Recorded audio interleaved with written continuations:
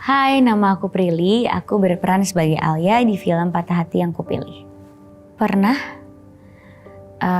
merasakan patah hati karena merasa tidak dihargai, merasa apa yang aku usahakan dan aku lakukan itu tidak membuahkan hasil yang baik untuk sebuah hubungan.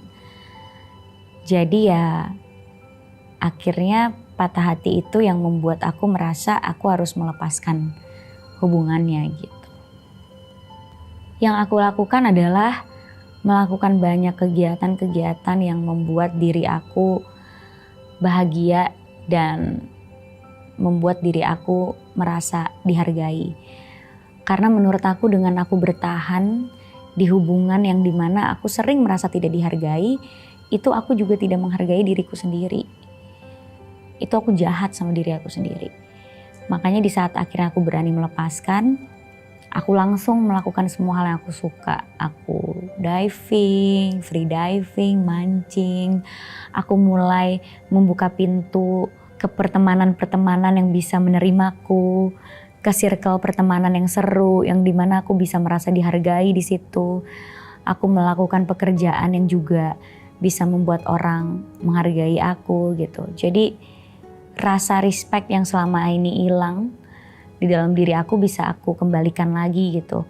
Dan akhirnya kepercayaan diri, cara kita melihat diri sendiri juga jadinya beda. Yes, melepaskan adalah bentuk lain dari cinta.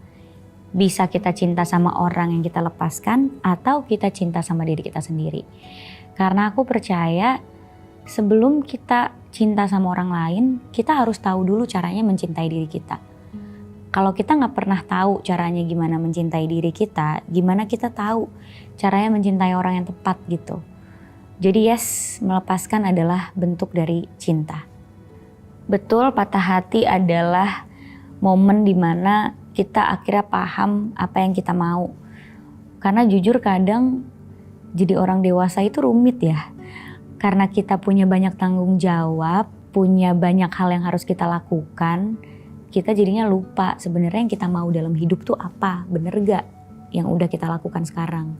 Yang kita mau dalam hubungan tuh apa, bener gak yang selama ini kita jalankan gitu.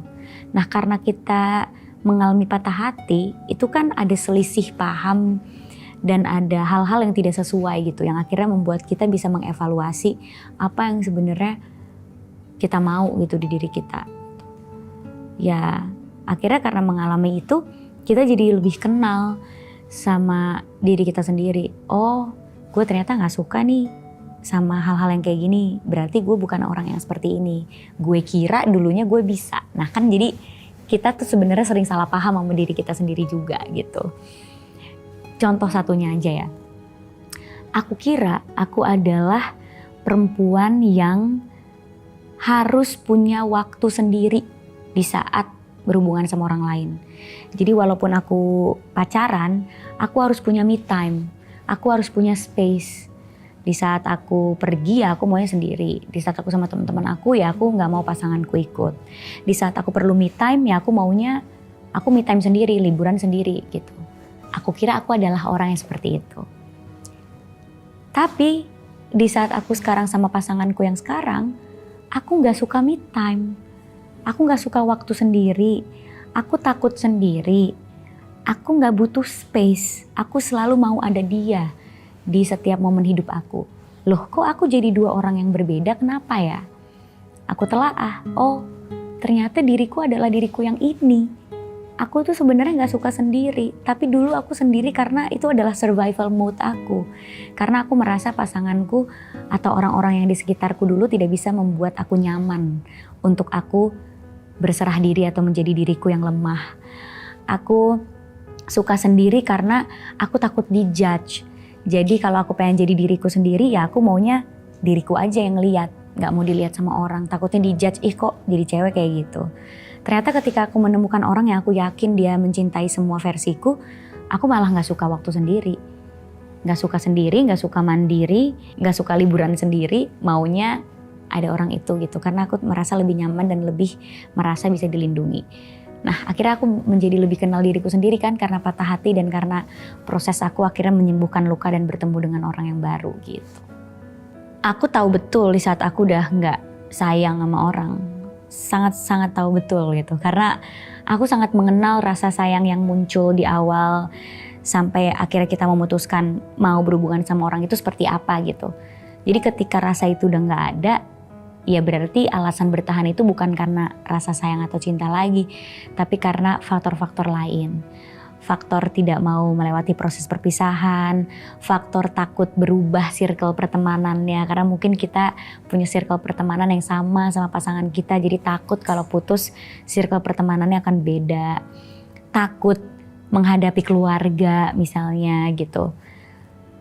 Jadi ya aku tahu betul pokoknya kalau aku udah gak sayang sama orang, aku udah tahu. Dan aku udah tahu betul aku bertahan ini untuk apa gitu. Dan apakah baik itu aku bertahan untuk itu gitu. Jadi ya itu tinggal bom waktu aja sih, tinggal tunggu aku siap aja untuk melepaskan gitu. Kalau aku udah gak sayang, aku pasti tahu. Biasanya tandanya adalah di saat aku gak bisa menerima toleransi yang biasanya aku bisa toleransi gitu. Dulu dia kalau kayak gini gue gak marah, kenapa sekarang marah ya? Oh ya iya karena udah gak cinta lagi, udah gak sayang lagi gitu. Fase patah hatiku itu beda-beda ya. Mungkin ada yang perlu waktu lama, ada yang perlu waktu gak nyampe sebulan juga udah gak patah hati lagi. Jadi sebenarnya tergantung sebab patah hatinya sih. Kalau sebab patah hatinya itu karena aku tidak dihargai dan itu sudah aku rasakan udah menumpuk, dia hilang dari hidupku seminggu kemudian aku udah ngerasa gak apa-apa gitu. Karena ya selama ini aku gak dihargai kok gitu. Tapi kalau patah hatinya itu yang mungkin menjadi faktor berpisah adalah faktor-faktor X gitu, yang mungkin perlu waktu untuk menyesuaikan gitu, jadinya agak lama.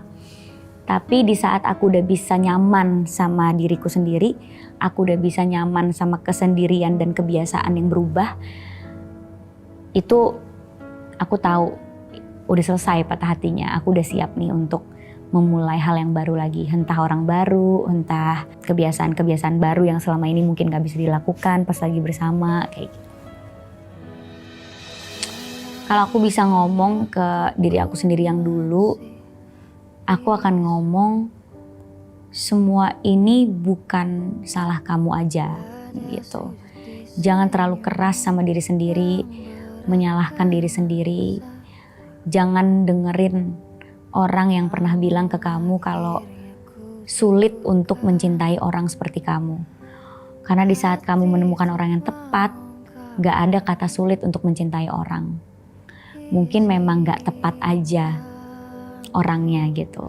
Mungkin di saat dia bilang sulit mencintai orang seperti kamu, yang sulit bukan kamu tapi orang yang ngomong. Jadi jangan terlalu banyak menyalahkan diri sendiri. Apa yang sudah seharusnya dilepaskan memang udah harusnya lepas. Yang bukan punya kamu ya memang harusnya diikhlaskan gitu. Karena pada akhirnya kamu akan ketemu sama orang yang bisa menerima kamu seutuhnya dan membuat kamu bisa kembali utuh menjadi dirimu yang selama ini hilang. Yang goyahkan pijakan